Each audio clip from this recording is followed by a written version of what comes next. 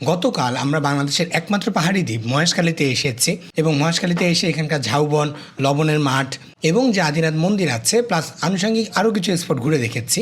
আজকের পর্বে আপনাদেরকে দেখাবো এমন আরও অসাধারণ কিছু জায়গা যেটা হয়তো আপনারা আগে কখনো দেখেননি বা যেগুলো দেখে আপনাদের কাছে ভালো লাগবে এবং মহেশখালীতে আসতে ইচ্ছা করবে। সো ভিডিওটা শেষ পর্যন্ত দেখতে পারেন, প্লাস পরবর্তী মহেশখালী ট্যুরের জন্য ভিডিওটা সেভ করে বা শেয়ার করে রেখে দিতে পারেন। মহেশখালীর পান তারে বানায় হাওয়াইতাম। Good morning from Maheshkhali. আমরা গতকাল রাতে সাকিবের খালার বাসা ছিল, এখানে খালার বাসায় ছিলাম। সো এখন বের হয়ে গেছি, আজকে আমার দ্বিতীয় দিন। আজকে মোটামুটি বেশ কিছু জায়গা এক্সপ্লোর করব, মাতার বাড়ির দিকে যাব। আর তবে ফার্স্ট অফ অল যেটা করব সেটা হচ্ছে গতকাল রাতে একটা ভালো দোকান পাইছি, খাবারের দোকান, মিয়া হোটেল বলে। ওটা রান্না খুব ভালো লাগছে গতকাল রাতে। আজকে তাই সকালবেলা ওখানে গিয়ে ব্রেকফাস্টটা করব। আমরা চলে আসছি মিয়া হোটেলে, কিন্তু গতকাল রাতে যে মজার খাবার পেয়েছিলাম সেই মজার খাবার আসলে এখন পাইনি। রেগুলার যেরকম খাবার দাবার হয়, মানে ডাল ভাজি বা হচ্ছে ডাল থাকে, রুটি থাকে, সেরকম রেগুলার ডাল ভাজি বা রুটি দিয়ে আমরা খাবার দাবার বা সকালে ব্রেকফাস্টে শেষ করে নিই। আমাদের আজকের প্ল্যান ছিল আমরা অটোতে করেই ঘুরে বেড়াবো, কিন্তু গতকাল রাতে ডিনার করতে এসে মহেশখালী বাজারে আমি আমার অনেক ভাই ব্রাদারদেরকে পেয়ে যাই যারা কিনা রেগুলার আমার ভিডিও দেখে। মানে আপনারা যারা অ্যাকচুয়ালি ওই ফ্যান্স বলেন না, অনেকটা ওই রকম। বাট আসলে আমি মনে করি যে যারা আমার ভিডিও দেখে সবাই আমার ভাই ব্রাদার বা হচ্ছে কাছের মানুষজন। সো সেরকম কিছু কাছের মানুষজন পেয়ে যাই যারা কিনা বলে যে তারাই আজকে হচ্ছে আমাদেরকে ঘুরিয়ে দেখাবে বা বাইক দিয়ে দিবে। সো আমরা দুটো বাইক পেয়ে যাই একেবারে ফ্রিতে, এবং তারাই হচ্ছে মূলত আজকের দিনটা আমাদেরকে ঘুরিয়ে দেখাবে।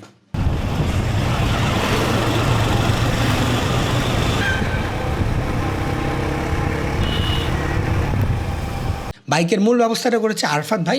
আরফাত ভাই মূলত হচ্ছে সিনেমাটোগ্রাফি বা ফটোগ্রাফি করেন, প্লাস ওনার আনুষঙ্গিক কিছু শুটকির বিজনেসও আছে। উনি আজকে সারাদিনটাই মূলত আমাদেরকে বাইক দিয়েছেন এবং আমাদের সাথে থাকবেন।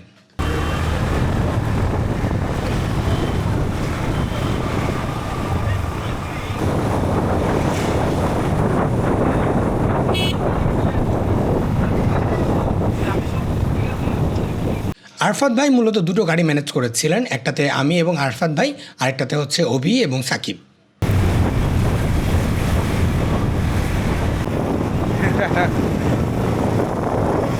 গ্রামীণ রাস্তা, চারদিকে প্রচুর বাতাস, একটু মেঘ জমতে শুরু করেছে, কিন্তু কিছু কিছু জায়গায় প্রচুর রোদ, কিছু কিছু জায়গায় আবার মেঘ। সো আমরা ওয়েদার নিয়ে একটু কনফিউজ ছিলাম।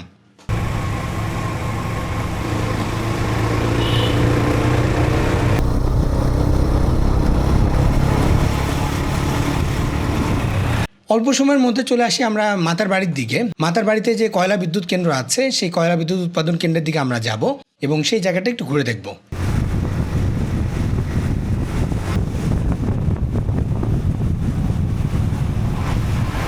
তার আগে মাতার বাড়িতে ঢোকার সময় এদিকে একটা ব্রিজ পড়ে, এই ব্রিজটা খুবই সুন্দর।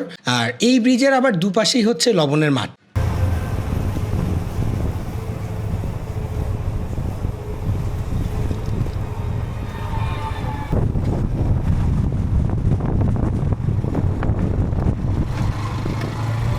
ব্রিজের নিচ দিক দিয়ে একটা নদী চলে গেছে, এই নদীটা আবার গিয়ে বঙ্গোপসাগরে পড়েছে। জায়গাটা অনেক সুন্দর, বাট এখানে বাতাস অনেক বেশি। এই পাশে যাওয়ার রাস্তা, মাঝখানে হচ্ছে ফাঁকা একটা গোল, এদিকে কিছু নাই। যখন এখানে জোয়ারের পানি ঢোকে তখন নিচে খালি পানি দেখা যায়। অনেকটা হচ্ছে আমাদের 300 ফিট আছে না, সেরকম 300 ফিটের মতো। তো এদিকে রাস্তা, ওইদিকে রাস্তা যাওয়া যায়। বাট এখানে যেটা হয় 300 ফিটের তো নিচে রাস্তা আছে, এখানে নিচে রাস্তা নাই। বাট হচ্ছে এখানে হচ্ছে আপনার জোয়ারের পানি ঢোকে, নিচে খালি পানি দেখা যায়। ওই সময়টা বেশি ভালো লাগে। বাট আমরা এখন যেহেতু ভাটার সময় আসছি, নিচে মাটি দেখতে পাচ্ছি। ব্রিজের একেবারে শেষ প্রান্তে আছে একটা গোল চক্করের মতো, এদিক দিয়ে মূলত 3টা রাস্তা চলে গেছে। একটা রাস্তা হচ্ছে মাতার বাড়ি, যেটা পাওয়ার প্ল্যান্ট আছে, পাওয়ার প্ল্যান্টের দিকে। আরেকটা হচ্ছে মাতার বাড়ির অন্য একটা এরিয়ার দিকে, যেদিক দিয়ে হচ্ছে মানুষজন বসবাস করে। আরেকটা যেদিক দিয়ে তো আমরা আসলামই। আমরা ড্রোন ফ্লাই দিছি, গরম তো আছে, অনেক বেশি গরম। নাম্বার 2 প্রবলেম যেটা, সেটা হচ্ছে বাতাস। এত পরিমাণে বাতাস, এখানে ড্রোন উড়াতে খুব কষ্ট হয়ে যাচ্ছে। কিন্তু গরমের প্রবলেমটার সাথে আরেকটা প্রবলেম, সেটা হচ্ছে রোদের প্রবলেম। একটা গাছও নেই, কোনো ছায়া নাই যে একটু ছায়াতে বসে ড্রোন ফ্লাই করব। বাতাস, রোদ, গরম, পুরা যাতা একেবারে অবস্থা। আমরা বেশ খানিকক্ষণ সময় গোলচক্করে ছিলাম। এবার যাব হচ্ছে মাতার বাড়ি যে পাওয়ার প্ল্যান্টটা আছে সেই পাওয়ার প্ল্যান্টের দিকে। একটু আগে যখন ব্রিজে ছিলাম তখন হয়তো আপনারা একটা অনেক লম্বা চুল্লি দেখতে পেয়েছেন, সেই চুল্লির দিকেই মূলত আমরা এখন যাব। আমরা এতক্ষণ গোলচক্করে ছিলাম, এদিকে যেমন রো তেমন বাতাস।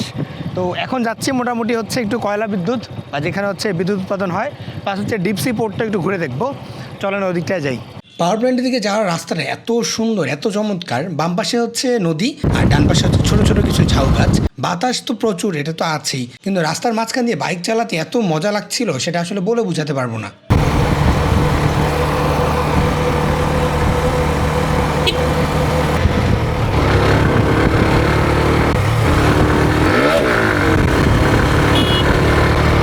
স্পিড উঠে না তো। এই জায়গাটা আমরা একটু চায়ের ব্রেক নিয়েছিলাম, বাট আনফর্চুনেটলি এখানে চা নেই। হ্যাঁ দেখি, কলা আছে, চা আছে, দেন জুস দেন।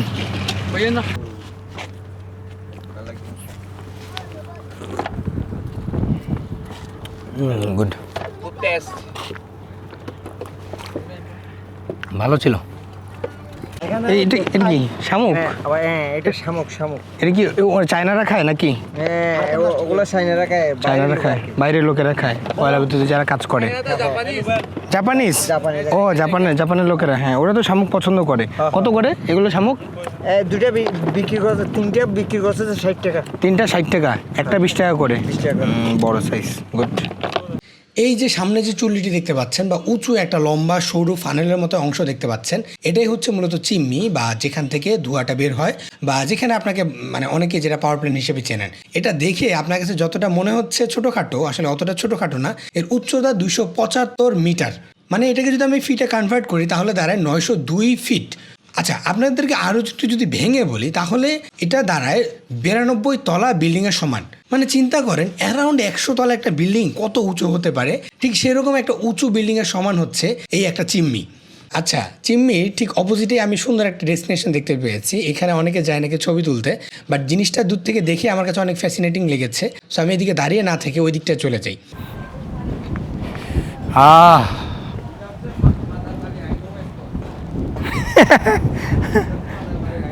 হ্যাঁ গাইস, আমরা এখন সোনাপাড়ে আছি।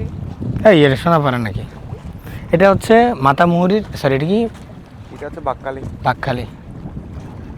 মানে আমি খালি আফসোস করতেছি কেন মানুষ এদিকে আসে না, ঘুরে এটা কি করতেছে দেখো, বদমাইশ। বাতাসে এত ভালো লাগছে যে আগে নামতে ইচ্ছে করতেছে। আরো নামে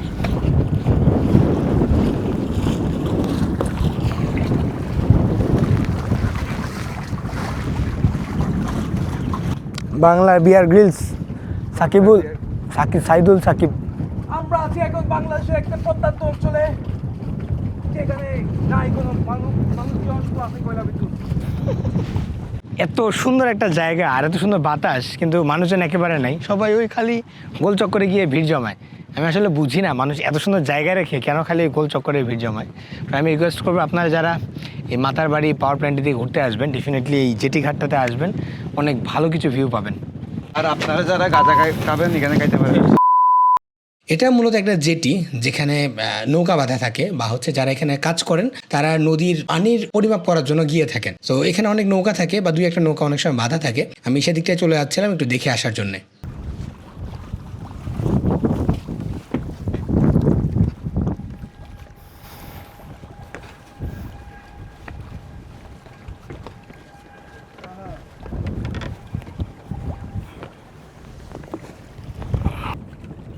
এত সুন্দর বাতাস, মনটা চাচ্ছে যে এখানে ঘুমায় যাই। একলা যেও না তো একলা। আমরা ওখানে বেশ কিছুক্ষণ বসেছিলাম, বসে থেকে নৌকার উপরে গেলাম, নৌকার উপরে গিয়ে নৌকা থেকে বাতাস খেলাম। এবং বেশিক্ষণ আসলে এখানে ওয়েট করাটা উচিত হবে না, কারণ আমাদের অনেক স্পট আছে। সো সেখানে মোটামুটি বাতাস টাতাস খেয়ে আমরা চলে যাই পাশে একটা জায়গায়। কেননা এখানকার যে পোর্টটা আছে, পোর্টটা একটু ঘুরে দেখার প্ল্যান ছিল, কিন্তু পরে গিয়ে আসলে দেখি যে পোর্টে তালা মারে দেওয়া এবং সিকিউরিটি দেওয়া। সো আগে যেরকম মানুষ বাইরে থেকে দেখে আসতে পারতো পোর্টের আশপাশটা, আমরা গিয়ে আসলে দেখতে পাচ্ছিলাম না। পোর্টের ভেতরটা অনেক সুন্দর, এখানে ডিরেক্ট হচ্ছে সমুদ্র থেকে এসে শিপ ঢুকে যায়। যায়, অর্থাৎ কয়লা যখন নিয়ে আসে শিপ, বড় বড় শিপ, তখন কয়লা নিয়ে এসে ডিরেক্ট এখানে ঢুকে যায় এবং ঢুকে কয়লা শিপ থেকে উঠে শিপ থেকেই চুল্লিতে চলে যায়। সো অসাধারণ একটা প্রসেস, যেটা আসলে ভিতরে এক্সেস ছাড়া ঢোকা যাবে না, এবং সেদিন আসলে আমাদের এক্সেস ছিল না, যার কারণে আমরা ভেতরে ঢুকতে পারিনি।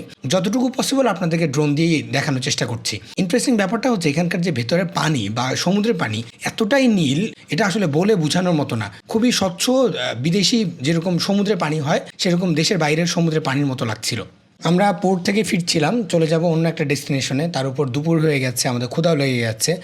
পোর্টের যে গেটটা আছে স্মৃতি হিসাবে দুই একটা ছবি তুলে রাখছিলাম। সুন্দর একটা গেট বানিয়েছে, সুন্দর বাংলাদেশের সরকারের কিছু উন্নয়ন দেখছিলাম, ভালোই লাগছিল আসলে।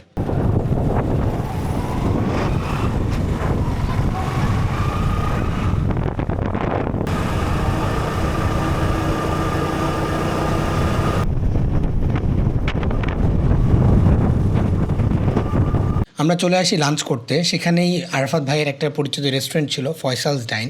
সেখানে ওনারা মূলত আমাদেরকে আপ্যায়ন করেছেন। আমাকে চিনতে পেরে আসলে আমাকে ইনভাইট করছিলেন যেন তাদের এখানে একটু অন্তত লাঞ্চটা করে যাই। সো ক্ষুধার্ত ছিলাম, সেই অপরচুনিটি আসলে মিস করতে যাচ্ছিলাম না। এটা হচ্ছে ফয়সালস ডাইন রেস্টুরেন্ট, একেবারে নতুন একটা রেস্টুরেন্ট। মহেশখালীতে খুব কম এরকম ভালো রেস্টুরেন্ট পাওয়া যায়, তার মধ্যে এটা একেবারে নতুন, আধুনিক, এবং ওনাদের খাবার দাবার আমার কাছে পার্সোনালি অনেক ভালো লেগেছে। আর সবচেয়ে মজার ব্যাপার যেটা আমি দেখেছি, ঢাকায় যেরকম হচ্ছে আমরা কাচ্চি বা হচ্ছে যে কোনো আইটেম আমরা খেতে পারি, এখানে মহেশখালীতে এরকম একটা দুর্গম একটা পাহাড়ি দ্বীপে এসেও আমি মোটামুটি সব রকমের আইটেম খেতে পারছিলাম। ওনারা দেখলাম যে মেজবানি ডাল, তারপরে হচ্ছে কাচ্চি বিরিয়ানি, মাছ, মাংস, আসলে কোনো কিছুর অভাব রাখেননি। আতিথেয়তার দিক থেকে দেখলাম যে মানে মহেশখালীর মানুষজন একেবারে সেরা। এবং খাওয়া দাওয়া শেষে রিফ্রেশমেন্ট হিসাবে কাঁচা আমের জুস খুবই ভালো লেগেছে। আর কাঁচা আমের জুসটা, রান্নাবান্না তো ভালো ছিলই, শেষে এই ব্যাপারটা আরও বেশি ভালো লেগেছে। খাওয়া দাওয়া শেষে চলে যায় আমরা নেক্সট গন্তব্যের দিকে। আমরা এখন যাবো মূলত একটা পাহাড়ি এরিয়াতে, যেখানে মহেশখালীর মানুষজন আসলে পাহাড়ি এরিয়াগুলোতে কিভাবে থাকে, তাদের চাষাবাদ বা আনুষঙ্গিক অন্যান্য কিছু দেখার চেষ্টা করব। kita ini sudah lama dengan ibet sol mari gari salat sol mari gari buru buru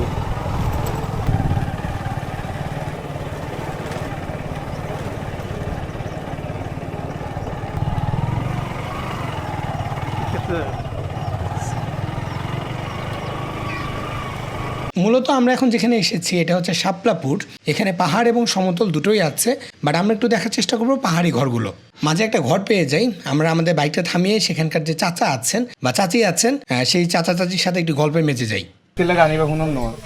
Moishkalir pan tare banai hawaita. Wow, naulah. Oh basa. Ya. Naharan? Onara ki? Onar moto boy. আমরা মূলত একটা পাহাড় দেখে এখানে থেমেছি, যেই পাহাড়টা খুবই interesting একটা সাবজেক্ট নিয়ে করা। সেটা হচ্ছে এই পাহাড়ে পুরোটার মধ্যে পাখিরা বসবাস করে, ছোট ছোট গর্ত করে উঁচু উঁচু পাহাড়ের মধ্যে সেই সব পাখিরা থাকে। আমি একটু পরে আপনাদেরকে একটু ক্লোজলি দেখানোর চেষ্টা করব। আমরা বেশি উপরে উঠবো না, যেহেতু এখানে পাখিদের থাকার জায়গা এবং তাদের সেফলি থাকার জায়গা, সো আমরা তাদেরকে ডিস্টার্ব দিব না। আমরা একটু খালি দূর থেকে দেখে চলে আসবো। এখানে একটা গুহার মতো আছে। ও ওয়াও, এখানে থাকতে পারলে বেশ ভালো লাগবে। এখানে মোটামুটি আমরা পাহাড়ের অনেক উপরে আসছি, জাস্ট পাখির ঘরগুলো দেখানোর জন্যে। যদিও এখানে পাখি থাকে না, পাখিরা থাকে ওই দিকটায়। তো এখানে বাচ্চা কাচ্চা আসছিলো, যেটা বোঝা যাচ্ছে। দেখাই যে আসলে পাখির গর্তগুলো কত বড় হয়ে থাকে। এই যে দেখেন, একটা লাঠি, মোটামুটি 1 ফিটের বড় লাঠি, এটা পুরাটা ঢুকাই দিচ্ছি।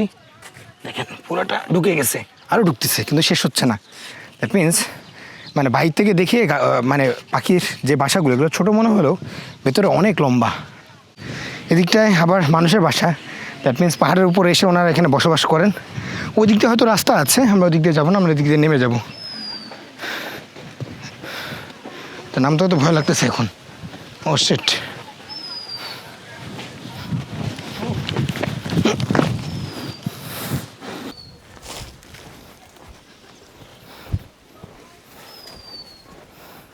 আশেপাশে মানুষজন জড়ো হয়ে গিয়েছিল। সাকিব দেখলাম যে বেশ ভালো আড্ডা জমিয়ে ফেলেছে এখানকার মানুষদের সাথে। ও আসলে স্থানীয় ভাষায় কথা বলে আড্ডা জমাতে পারে, আড্ডা জমানোর মতো একজন মানুষ সাকিব। আমরা সেই বাড়ি থেকে বের হয়ে একটু ভেতরের দিকে যাওয়ার চেষ্টা করছিলাম। আমরা শুনেছিলাম এখানে কিছু মগ সম্প্রদায়ের মানুষজন বসবাস করে, সো আমরা একটু দেখতে চেয়েছিলাম, কিন্তু পরে গিয়ে শুনি যে এখানে আসলে কোনো মগ সম্প্রদায়ের মানুষজন বসবাস করেন না। সো গিয়ে আসলে ফিরে আসতে হয়। কিন্তু একটা সুন্দর ঝিরি পেয়েছিলাম, যেই ঝিরিটা পাহাড়ের মাঝখান দিয়ে চলে যাচ্ছে। ঝিরিটা ভালো লেগেছে আমার কাছে।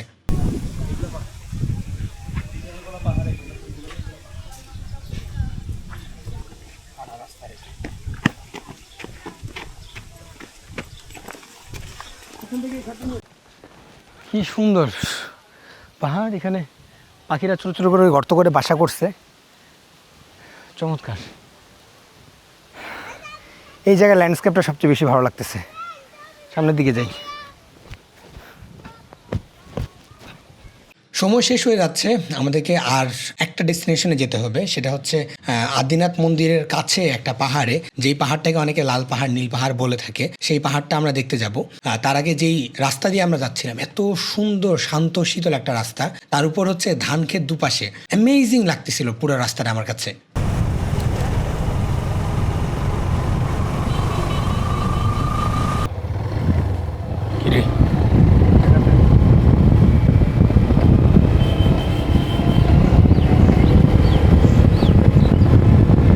ওপাশে যাওয়ার পথে আমরা একটা পানের বাগান দেখতে পাই। আমি বলেছিলাম যে আপনাদেরকে একটা পানের বাগান ঘুরে দেখাবো। সো এটাই হচ্ছে একটা পানের বাগানের বাহিরের দিকটা। তার ভেতরের দিকে যদি আমরা যাই, প্রথমে আমরা একটু পারমিশন নিয়ে নিচ্ছিলাম যেন ওনাদের কাজে কোনো রকম সমস্যা না হয় বা ওনারা যেন আনকমফোর্টেবল ফিল না করেন।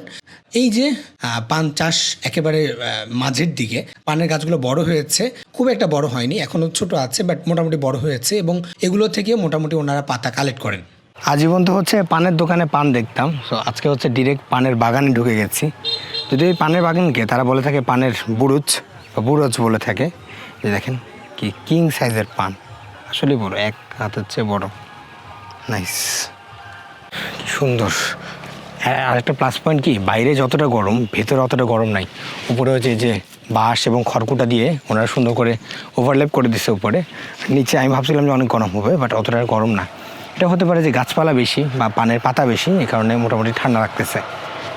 মহেশখালীর মিষ্টি পান, ফেমাস মিষ্টি পান শুনতাম ইউটিউবে, ফেসবুকে বা টিভিতে সবসময় দেখতাম। তো আজকে দেখলাম আসলে এত বড় এক একটা সাইজের পান হয়ে থাকে মহেশখালীর, এবং এজন্য হয়তো মহেশখালীর পানগুলো সারা দেশে এত ফেমাস। এপাশে দেখলাম কিছু পান চাষি ভাইরা কাজ করছেন।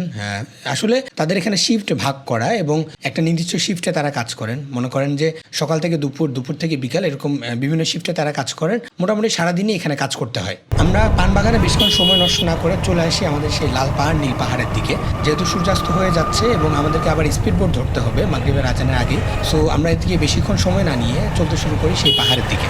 যাওয়ার পথে এখানকার লোকাল অনেক পিচ্চিদের সাথে আমাদের বেশ সখ্যতা গড়ে ওঠে। তারা আমাদেরকে পথ দেখাতে দেখাতে নিয়ে যাচ্ছিল। যেহেতু আমরা এই এলাকাটা একেবারে নতুন, রাস্তাঘাট চিনি না, তারাই আমাদেরকে মূলত এখানকার রাস্তাঘাট দেখাচ্ছিল। আমরা হরে গেলাম।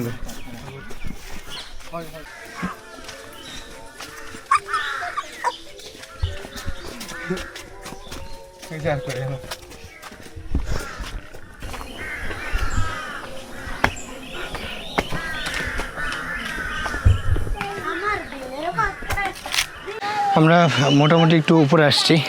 এখানে দুটো পাহাড় আছে, একটা লাল পাহাড় আর একটা নীল পাহাড়। আর এই জায়গাটা অনেক সুন্দর থাকে, বিশেষ করে যখন বৃষ্টি শেষ হয়ে যায়, ঘাসগুলো অনেক বড় বড় হয়, সবুজ, দেখতে অনেক সুন্দর লাগে। বাট আনফর্চুনেটলি আমরা এমন একটা টাইমে আসছি এই জায়গাটায় ঘাস ওরকম নাই, দেখতে খুব একটা সুন্দর লাগতেছে না, বাট তারপরে একটু ভেতরের দিকে যাচ্ছি। পাহাড়ের মাঝেই দেখছিলাম যে ওনারা হচ্ছে পানের বুরুজ লাগিয়ে রেখেছেন, মানে পান চাষাবাদ হচ্ছিল আর কি। এই হচ্ছে পাহাড়ের ল্যান্ডস্কেপ, খুবই সুন্দর জায়গা। অনেকটা হচ্ছে যারা সুইজারল্যান্ডের একটা ফিল পেতে চান, তারা এই জায়গাটায় হয়তো এসে বলবেন যে সুইজারল্যান্ডের একটা ফিল পাবেন। এই হচ্ছে মোটামুটি লাল পাহাড় নীল পাহাড়ের ভিউ, অনেক সুন্দর একটা জায়গা। উপর থেকে হচ্ছে কক্সবাজারের চৌফলদন্ডির যে উইন্ডমিলের ভিউ সেটা দেখা যায়। এই জায়গাটা মূলত বেশি সুন্দর বর্ষাকালে, বা যখন হচ্ছে ঘাসগুলো বড় হয়ে যাবে, সবুজ হয়ে যাবে, তখন বেশি সুন্দর।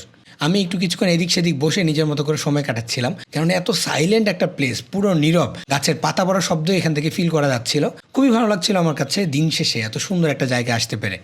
এই জায়গাটার উপর থেকে যদি আপনাদের একটু ল্যান্ডস্কেপ দেখায় তাহলে অনেকটা এরকম সুন্দর সবুজ সবুজ উঁচু উঁচু অনেক পাহাড়, দূরে হচ্ছে কক্সবাজারের ভিউ দেখা যায়, আদিনাথের জেটি দেখা যায়, আদিনাথ পাহাড়টা দেখা যায়, প্লাস হচ্ছে মাঝখানে পানের যে বুরুজ বা পান চাষ সেটা দেখা যায়। আপনারা চাইলে নিচে গিয়ে পান চাষ দেখে আসতে পারেন, আর উপর থেকে তো এরকম একটা ফিল পাবেনই।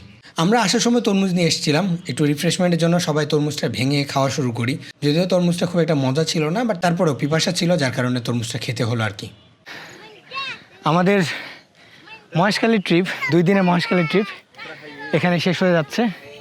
এই জায়গাটার পাশে হচ্ছে আদিনাথ, তার পাশে জেটি, কিন্তু আমরা ওই জেটি দিয়ে উঠবো না, আরেকটা জেটি দিয়ে উঠবো। সো পুরো ব্লগটা বা পুরো ভিডিওটা কেমন লাগলো, কোন কোন জায়গা আপনাদের কাছে বেশি ভালো লেগেছে সেটা জানাবেন। আর যদি কোনো জায়গায় হিডেন প্লেস বিশেষ করে আপনাদের কাছে যদি মনে হয় যে আমরা মেনশন করতে ভুলে গেছি, সেটা ডেফিনেটলি কমেন্ট বক্সে জানাতে ভুলবেন না।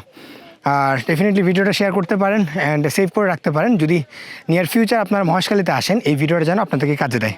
এবং ফাইনালি শেষ বিকেলে আমরা স্পিড বোটটা ধরি, যেহেতু সন্ধ্যার আগে অথবা মাগরিবের সময় হচ্ছে স্পিড বোটের লাস্ট স্পিড বোট ছেড়ে চলে যায়। সো আমরা সময় এদিকে নষ্ট না করে শেষ স্পিড বোটটা ধরি এবং সেই স্পিড বোট ধরেই সমুদ্রের উতাল পাতাল ঢেউ সহ্য করে চলে আসি কক্সবাজারে। খুব সুন্দর একটা ট্রিপ গেছে এবং সুন্দর একটা ট্রিপ শেষে সুন্দর একটা স্পিড বোট রাইড আসলে মন ভালো করে দিয়েছিল।